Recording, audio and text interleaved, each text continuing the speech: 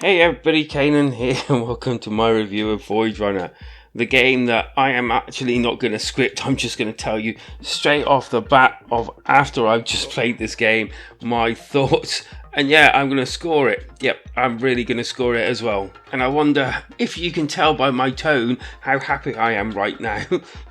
So go ahead and hit that like and subscribe button and let's get into this, shall we?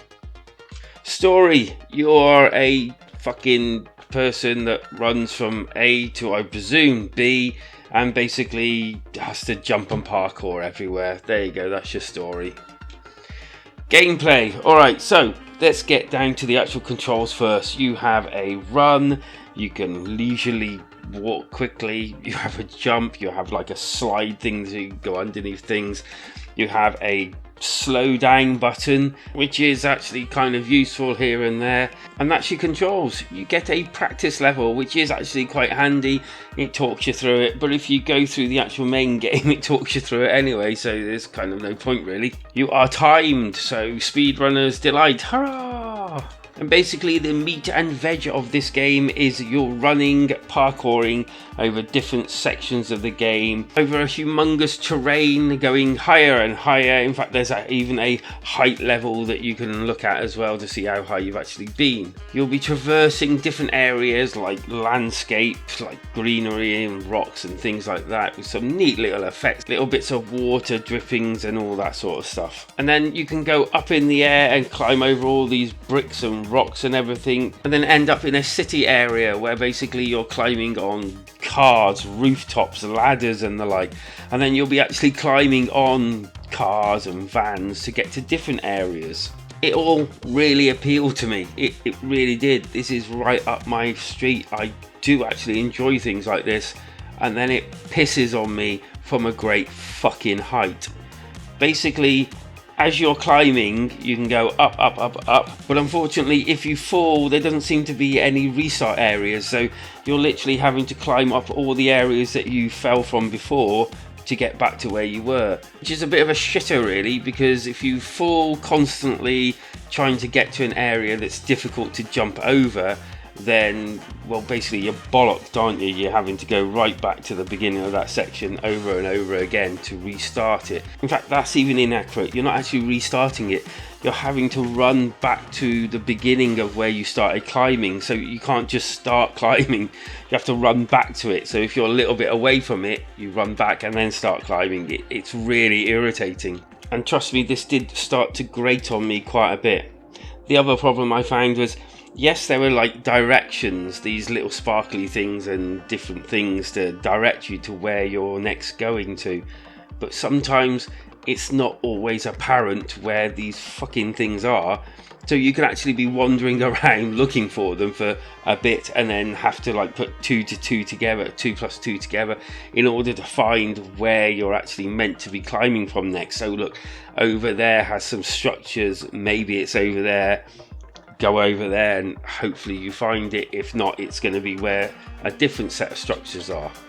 Now, fair dues to the game, it does prompt you with instructions of how to play it, as I mentioned before, but one such instruction actually said, if you fall, hit escape and then restart, which I automatically thought it meant restart from a checkpoint I was not fucking aware of.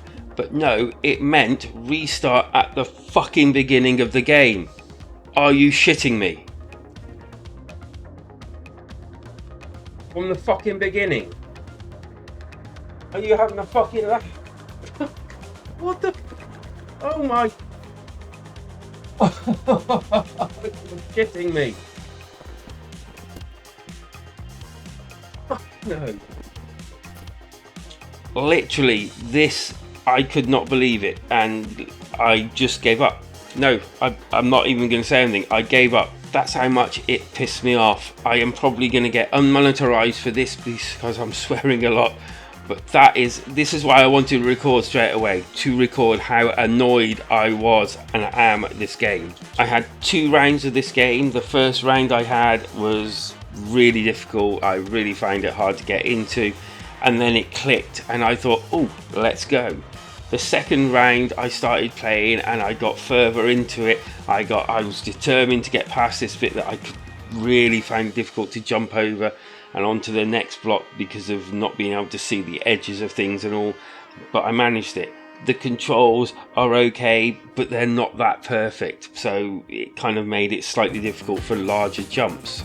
I do, however, remember shortly into this thinking, come on, there must be some checkpoints somewhere, but not finding any. And when I saw this restart thing, I thought, well, if you fall and you're quite far into it, surely that must be a checkpoint.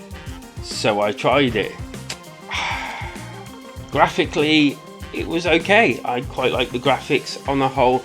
I quite appreciated the realistic look of the game, even though it wasn't realistic to play, but I did enjoy the realistic sort of like feel of the game in a parkour setting, although I must admit that some of the graphics were glitching here and there, but I don't think you were meant to be to the bits that I kind of like find the glitches. The sound was okay, grunts here and there as you tried leaping places, and also the music was pretty sufficient. I didn't turn it down, it was quite nice in the background.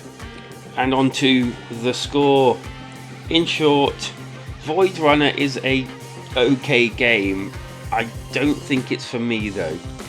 It's too punishing. It's something that I would and did get frustrated at and just didn't want to go back to.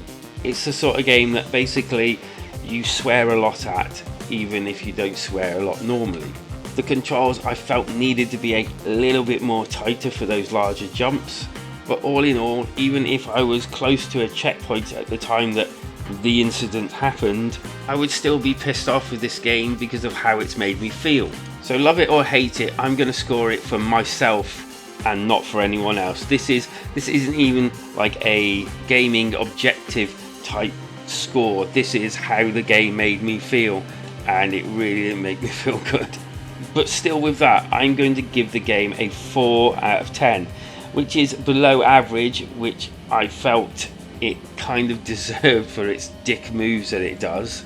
But equally, I can see other people scoring it higher because, I don't know, does people enjoy this sort of torture? Am I right or am I wrong with this one? Leave it down in the comments, much appreciated. I would love to know your thoughts upon it. Hit that like and subscribe button because, well, it would just be nice if you did. And I'm going to go and watch some more of The Bear on Disney Plus, which is actually a really decent TV series that I kind of avoided for quite a while, but I've actually gotten into it. So take care out there, wherever you are, because life is better when we game together.